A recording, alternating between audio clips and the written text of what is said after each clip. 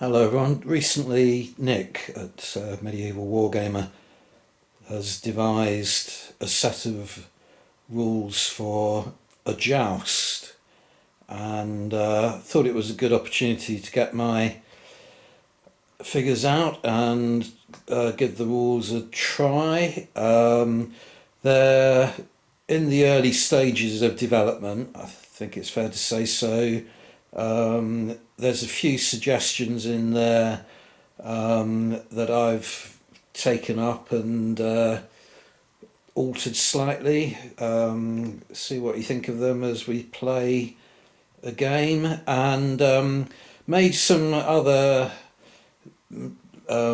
small kind of alterations, my own interpretation of how I think the rules are supposed to be played and so on. So it's not quite as Nick describes it in his video. He calls the rules Lords of the Lists, and if you go to his channel, look it up, and you'll see what I mean. Okay, so just give you a little showcase of the various models and figures I got on the table. So in the main stand there, you can't make them out from this angle, but there is a king and a queen. You've got the sort of master of the rolls, or whatever his official, the herald, there with the list of the knights' names who are competing. Over this way, well, you've got all the spectators in the stand. There are 3 knights who are going to take part in this tournament. Each is going to play or joust with the other knight once, which is the equivalent of 3 passes in Nick's game. And if one knight manages to beat the other 2, then he is the winner of the tournament. If not, it will be decided on the points difference in each of the contests. So that will decide if each knight wins 1 joust each. That'll make more sense a bit later on. So there you see, I've got AI to generate the names for me because I lack the imagination. So that is Sir Cedric the Bold. To save a mouthful later on, I'm just going to refer to him as the Lion crest because he has a lion on his crest. Meeting him in the first match at that end there, that is Sir Roland of the Silver Vale, who again I will refer to as the Swan crest. And waiting to take his turn over there is Sir Alaric the Cunning, who I am going to refer to as the Horns crest. And I think without further ado, we will go into the game. Okay, now there are 3 factors really in Nick's rules. One is the horse quality, which can go from anything from a plough horse to up to a thoroughbred, not tournament bred. Forget the phrase he uses. Hang on, I've got it here somewhere. A named horse with a rare bloodline. So to avoid a little bit of confusion in my early games, I've mounted all 3 knights on the same standard of horse, which is a tournament bred destrier, which is worth 3 points. Now, the other 2 attributes or factors you have to take into account are the lance control and the riding skill of each knight. And for that I have randomised it so that they're all different, and I got the computer AI to do that for me again rather than roll a dice. So Sir Cedric the Bold has a lance skill of 3. So we're going to put down some dice just to keep a record of that, because these values can alter. And he has a riding skill of 2. So put down a little micro dice there so that you can differentiate between the lance control and the riding skill. And Sir Roland of the Silver Vale has a lance control of only 1.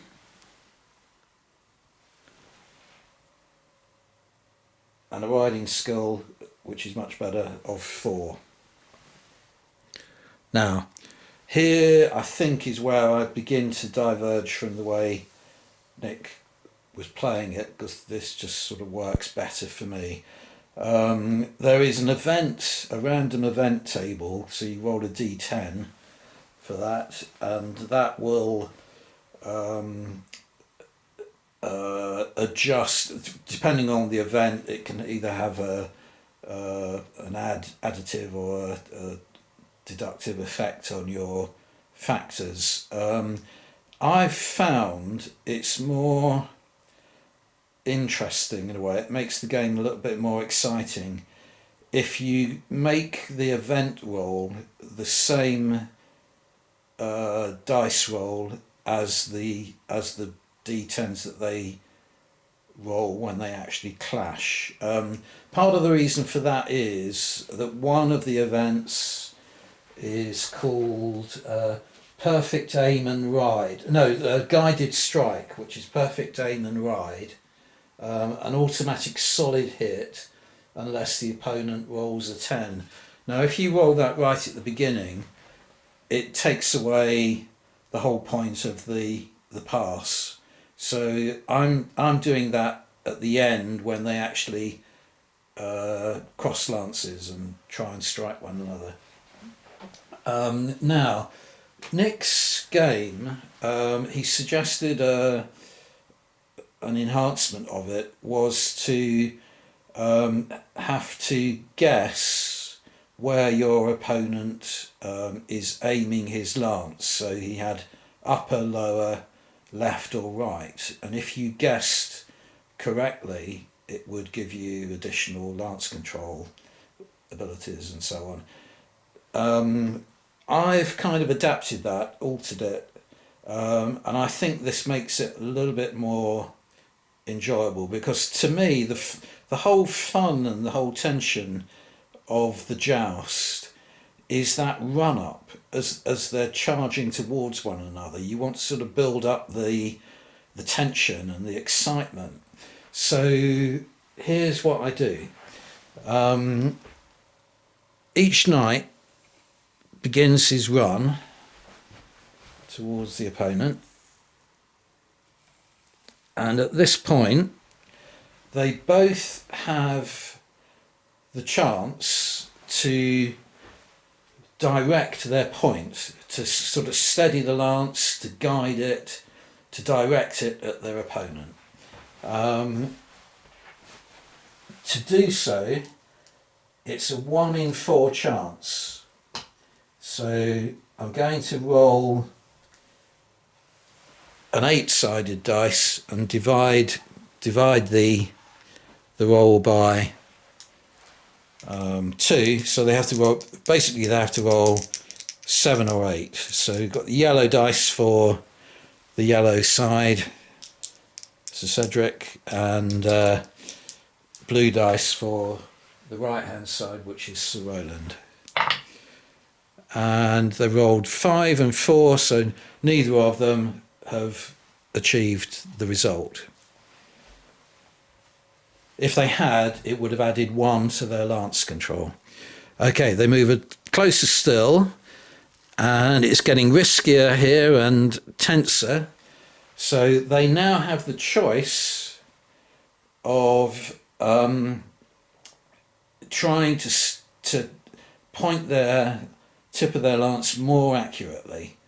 This is only a 1 in 3 chance, but if they succeed, they gain 2 lance control points. However, it's riskier because if they fail, they lose 2 lance control points.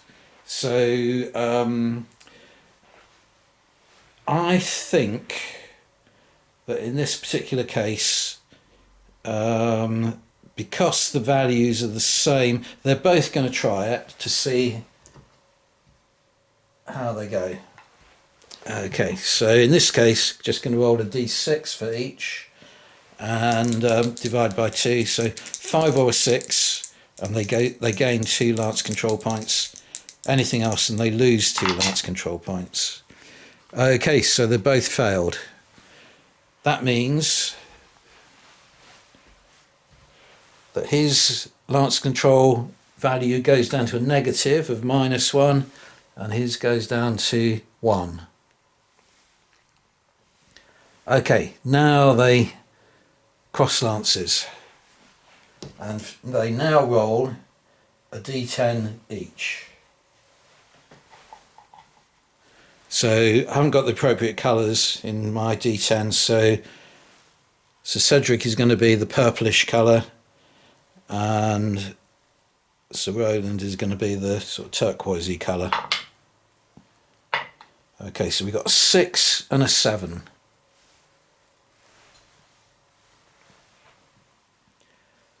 Now, the 6 is also, that's the sort of value of his strike, as it were, but it's also going to generate the random event, which in this case is Clash of Valour, and the description of that is brace with poise. If you hit, +1 victory point. So he's got to win this pass, but if he does, he gets an additional victory point. 7 is 40 lance grip, so this is a negative. Fingers slip, -2 to the lance control this pass, so that's a disaster because he's already on -1, so he goes down to -3. Okay, so you toss up the values. So over here we got 6, 7, 8, 9. Over here we got 7, 4, down to 4, back up to 8. So it's only a margin of 1, which is a glancing blow, 0 points, but in this case it was this guy that won, so he did get the hit. It wasn't a particularly good hit, but he does qualify for that extra victory point for the event that he rolled. So why I'm going to keep tabs on that is to put the dice, because that's the first of 3 passes. I'm going to put the dice on the roof of this stand on his side here to demonstrate that he's got 1 victory point. Okay, back to the second pass, and you reset the lance control and riding skill factors. Usually there are some events that have a knock-on effect to the next pass. So here we go again. They start to thunder down the race again, and at this point they have that free opportunity to try and direct the point more accurately. Oh, no, sorry, should have done that in D4s, or D8s rather, halved, and again neither has succeeded.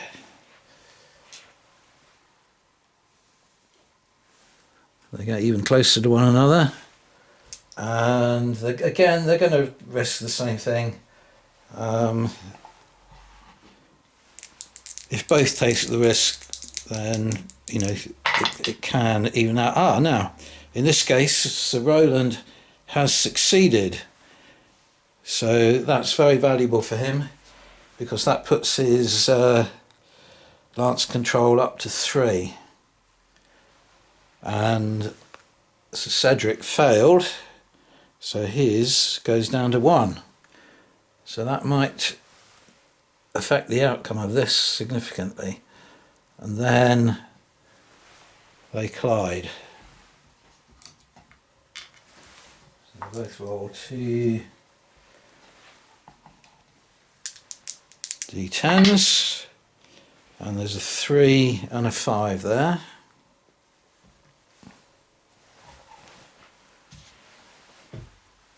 Okay, so 3 is faulty girth strap. The saddle wobbles. Roll to avoid unhorsing, even with low margin. Now, one of the ways I'm interpreting these rules, maybe it's not correct, but it seems to make the game more dramatic for me, is that if you are unhorsed, that's it, you're out of the tournament.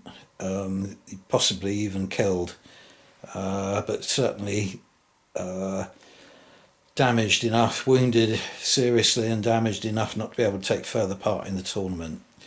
And event 5 is dust in the eye. So dust kicks up and -1 to the lance control for both riders. So in other words, his dice control goes down to 0 and his goes down from 3 to 2. Now we tot up the values, so that's probably a much higher score over here. 5, 6, 7, 8, 9, 10, 11 versus 5. So that is a margin of 6. So that's serious, I would imagine. Strong hit, 2 points. So Sir Roland has got 2 points from that. And he has to roll to see if he's unhorsed. Now, again, I have slightly altered the rules in that what I am going to do, normally what you would do is roll a d10 and just add the dice quality.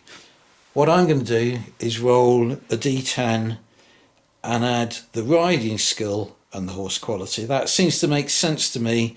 It makes it a lot harder to actually unhorse an opponent, but the consequences of being unhorsed are a lot more serious. So the horse quality, as I said earlier, is going to be 3 for all of the participants. The riding skill at the moment is 2. Sometimes an event will alter that. So we've got 5 added to a d10 of 4, so that gives you 9. So he stays mounted but suffers a penalty in the next pass, which is a -1. Okay, so currently we're on 2 points to Sir Roland, 1 point to Sir Cedric, and there's one more pass to go.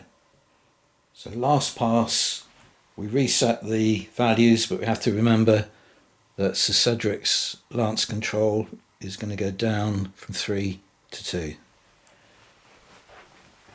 And again, they set off down the race there, and they have this opportunity to direct the lance point. So Sir Cedric has succeeded with a 7.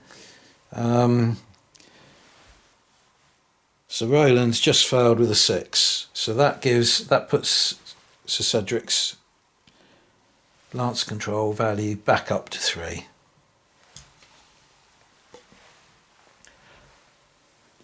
And once again, we're going to go further still, and again, both take that risk of losing 2 lance control points or gaining. And yeah, right, so it's worked out very well for Sir Cedric, who gains another 2, so his lance control has gone up to 5, but Sir Roland failed, so he is now on -1. And then they clash.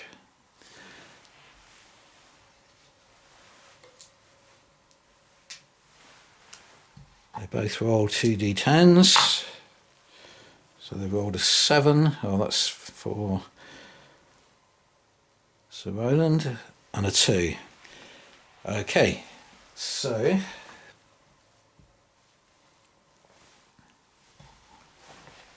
two is favour from the stands. A noble lady's token inspires you. +1 to lance control. So he's gone up to 6 lance control. Magnificent. And 7 is 40 lance grip, finger slip, -2 to lance control.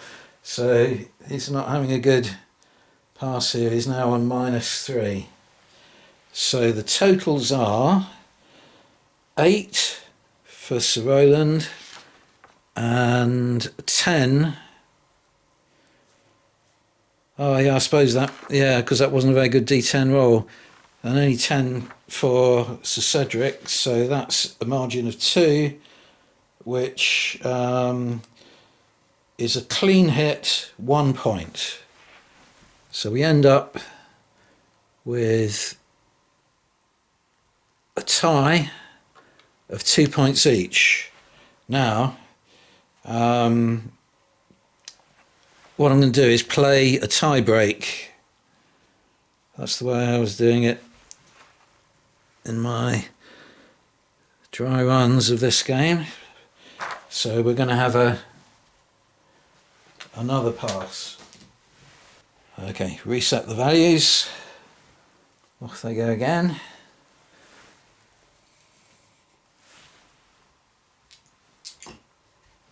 Chance to 1 in 4 chance to improve their lance control. Yeah, so Roland makes it. Sir Cedric doesn't. So Sir Roland's lance control value goes up to 2. And then nearest still, and again they're both going to gamble on increasing their skills further. Both fail, so they both go down, so that goes down to nothing, that goes down to 1. And then they collide.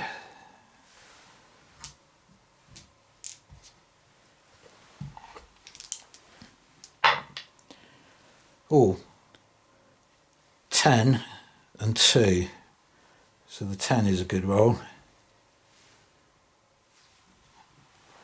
So the 10 is guided strike, perfect aim and ride, automatic solid hit, unless the opponent rolls a 10. Well, he didn't. He rolled a 2. So that is an automatic strike.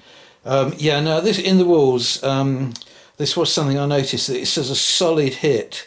So in the margin table, what you can get is either a clean hit, or a strong hit, or a devastating hit. So I'm interpreting a solid hit as being a clean hit, giving him 1 point. And a 2 is +1 to the lance control, but that's not going to help because we're not actually tossing up the values, but I'll alter it anyway. Now, the other thing about that roll of a 10 is if you roll a natural 10 or a natural 1, you either, if the 10 inflicts an unhorsed check on the opponent, the 1 requires yourself to do an unhorsed check. So Sir Cedric has to roll to see if he is unhorsed. So I'll use this dice here. So he has a riding skill of 2. He's on a Destria, which is value 3, so that's 5, and adds 5 for the roll, gives him 10. So he stays mounted, but suffers a penalty in the next pass of -1 to the lance control. But that's of no consequence because that particular contest is now over, and that was 3, wasn't it? I put it on 1 there, but that should have been 3. He gained 1 point, so Sir Roland is on 3 points. Sir Cedric 2. That is victory to Sir Roland with a points difference of 1. Right, the game has skipped a little bit. I'm afraid my camera It's probably my fault. I probably forgot to press the record button, but I didn't capture some of what was quite exciting events that have just taken place. Sir Alaric the Cunning is now competing with Sir Cedric the Bold, and he's doing very badly. He started off with a poor lance control, and then failed to improve that as both riders approached one another, whereas Sir Cedric is just piling on the points. And in the events roll, or the D10 roll that takes place when they crash, Sir Cedric rolled a 10, which means it's an automatic hit, and his opponent, Sir Alaric, will have to take an unhorse check. So the automatic hit gives Sir Cedric 1 point.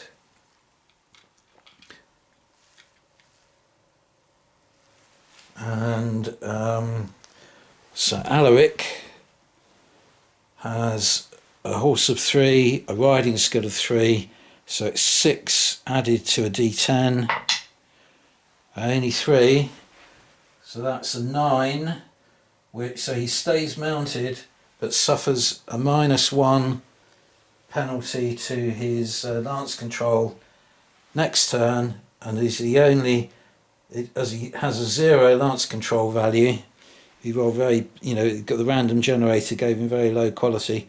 He starts off the next pass with a -1 lance control. So apologies for missing that, it was quite dramatic. But we'll now go on to pass number 2. Okay, so they begin their run, and both see if they can aim the point of their lance, and both fail. 6 and 1. They move even further forward, closer together, and both are going to take the risk.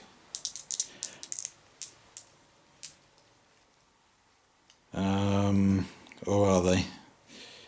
Yeah, no, I think in this case, because Sir Alaric's already on a -1, I think he's not going to risk it, and hope that Sir Cedric's aim is misdirected, which it is. So Sir Cedric's lance control goes down to 1.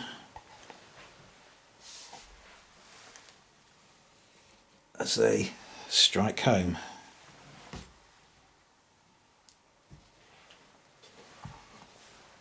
So both roll a D10, and there's an 8 and a 6. The 8 is the roar of the crowd. The crowd's cheer, +1 to the lance control or the riding skill. In this case, I think we will add it to the lance control. You know what, thinking about it in these rules, the way this plays, I think you would always be better off adding it to the riding skill. That might be something to look at as a little kind of,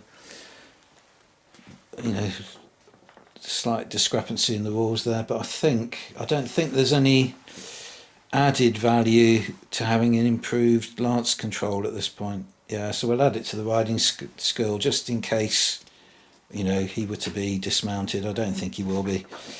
And 6 is Clash of Valour, brace with poise. If you hit, +1 victory point. So if he does hit, +1 victory point. Is he going to hit? 6, 7, 8, 9, -1 down to 8. 8, 9, 10, 11, 12. So that's a difference of 4, but in favour of Sir Cedric. And that is a clean hit, 1 point. So Sir Cedric gets another point there. So currently he's winning this bout 2 points to 0. Okay, third run. It's looking good for Sir Cedric. And in fact, oh no, who won the other one? It was Sir Roland, wasn't it? Yeah, so it's looking fairly balanced as a tournament at the moment. Okay, so they approach one another, and in doing so, both try to level their lances, and both succeed. So he was on 0, so he goes up to 1. He's on 3, so he goes up to 4. And you can, you know, you do still have that opportunity to improve that. So again, Sir Alaric isn't going to take the risk, but Sir Cedric will. He sees victory in the offing, but fails, so he goes down to 2. And then they collide. Both roll 2 d10s. So just to reiterate, I'm not sure if this is the way Nick was playing this. He may have been rolling a d10 for the event and then a d10 to see the effect of the strike. But I think this works as well, you know, maybe better, I don't know. Okay, so we got a 6 and a 5. 5 I can remember as being dust in the eyes of both opponents, so they both lose a lance control point. And the 6 is Clash of Valor, base with poise. If you hit, +1 victory point. So, has he hit? 8 against 3, 9. So it's only a margin of 1, but it is a glancing blow. Do you interpret that as a hit? I think so. I think because he's got he won the dice roll, we'll give him an extra victory point there. And that is the third of 3 passes. Sir Cedric has come out of that with a 3-point lead over Sir Roland. No, Sir Alaric. And the final bout then is between Sir Roland of the Silver Veil over on the left here. So just to remind you, he has a lance control of 1 and a riding skill of 4. And on the right there is Sir Alaric, the Cunning, who was badly bruised by Sir Cedric the Bold, but has an opportunity now to redeem himself. So, here we go. First of 3 passes. And at this point, they begin to level their lances. And Sir Roland picks up 1 extra lance control point there. So that puts him on 2. But Sir Alaric's fortunes aren't improving. They go further forward, and once again, Sir Alaric isn't going to risk losing any more lance control points, but Sir Roland will. So he needs a 5 or a 6, and he gets a 5. So it doesn't look like it's Sir Alaric's day. Sir Roland's lance control goes up to 4. The lances meet. Each player rolls a d10. So we have 3 for Sir Roland and 3 for Sir Alaric. And 3 is 40 girth strap, saddle wobbles, roll to avoid unhorsing, even with a low margin. So the loser is going to have to roll for unhorsing. So the difference in points, Sir Alaric has 6 and for 11. So yeah, there's a difference of 5, which is a strong hit, 2 points.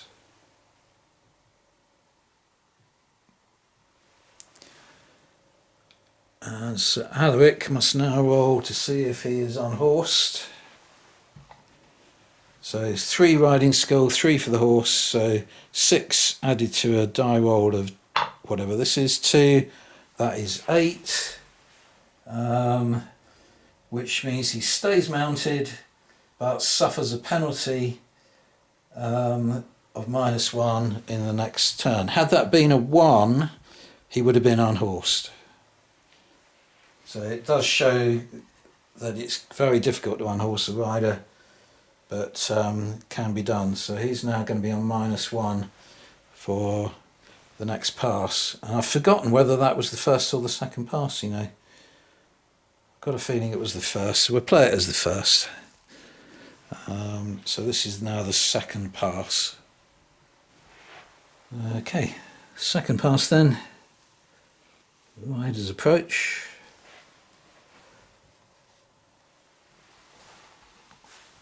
Each roll either a D4. I find D4s don't roll very satisfactorily, so I'm using D8s and just dividing by 2. So neither side succeed. Again, a little bit closer still. Sir Alaric is becoming quite intimidated by all this, so he's not going to take the risk. But Sir Roland will. Sir Roland fails, so he goes down to -1. So they're both now on -1 lance control. And then they both roll a D10. So it's 4 and a 5. 5 is the dust in the eye event, which means both go down to -2 lance control. And the 4 we haven't had yet is Hoofbeats of Destiny. Your steed surges forward, +1 to the riding skill this pass. So he's now on a riding skill of 4. So the totals are 8 minus 2, which is 6, and 9 minus 2, which is 7. So it's a margin of only 1 in favour of Sir Roland, so it's just a glancing blow with no points added to the tally. So one more pass. One more pass then. It's looking highly unlikely that Sir Alaric will now win. He's 2 points to 0 down at the moment. So if this match goes Sir Roland's way, he will be the champion of the day because he also defeated Sir Cedric. Okay, here we go. They approach one another and both level their lances. Both fell. They get closer. Now Sir Alaric's really got to pull something out of the hat, so he will take a gamble now. So he's risking losing 2 lance points, but he's lost the match anyway. It's the end of the day. Oh, and he succeeds. That's good news for him. So Sir Roland goes down to -1 because he failed. And Sir Cedric goes up to 2 from a value of 0. And then once again, clash of lance on shield. Each rolls a D10.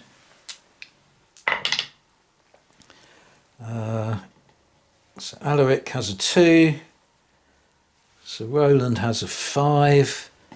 5 again, remember, is dust in the eye, so both lose a point of lance control. So that means Sir Roland's on -3 at the moment. And what's the 2? Favour from the stands. A noble lady's token inspires you. +1 to lance control this point, so he goes back up to 2. Right, so we have 7 value over here and 6 over here. So it's a marginal points victory for Sir Alan, but not enough. No points from that. It's just a glancing blow. So Sir Roland has won those 3 passes by 2 points to 0. Right, there we are then. So you can just about make out the King and Queen in the stand there. And there's Sir Roland, who defeated both Sir Cedric and Sir Alaric to become champion of the day. And he's receiving a token from the noble lady there in front of the herald, whilst the crowds, adoring crowds over here, cheer, and the other 2 contestants graciously concede defeat and the day to Sir Roland of the Silverdale. So thank you to Nick. I think they're a very enjoyable set of rules, easy to pick up, adaptable. So I've, as you can see, I've altered them already just to play my own game, and it's a good opportunity. The good tournament rules are pretty hard to find. I did try that crossed lances or whatever it was called, which was a disaster, and I have bought another set of rules. I can't remember their name. I think there's something like something and steed, lance and steed, or something like that. I haven't tried them yet. It's a full size book set of rules, so less easy to digest than these. And as Nick was saying in his video, this is just a little sort of side game, so you could incorporate it into a campaign or something like that. If you were playing a campaign with armies, the opposing armies could agree to a truce for the day,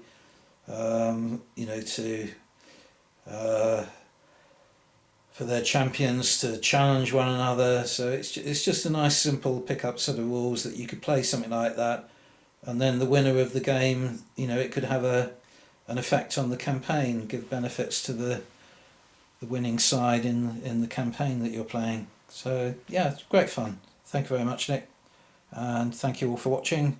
See you on the next video.